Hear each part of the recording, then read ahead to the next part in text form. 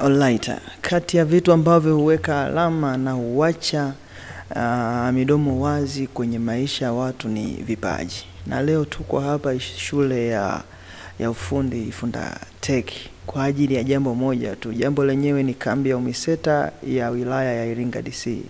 Tuko hapa kushuhudia vijana wakijinoa kwa ajili ya kuelekea kabisa mashindano makubwa ya UMISETA taifa, ambao kwa mara nyingine au mara ya ajabu kabisa limetokea hapa ni kwamba inafanyika mkoa. Hivyo basi tumepata fursa hapa ya kuja katika viwanja hivi vya Ifunda Tech kuangalia na kushuhudia vijana wanavyofanya mazoezi. Tumejionea kweli vijana wako fiti.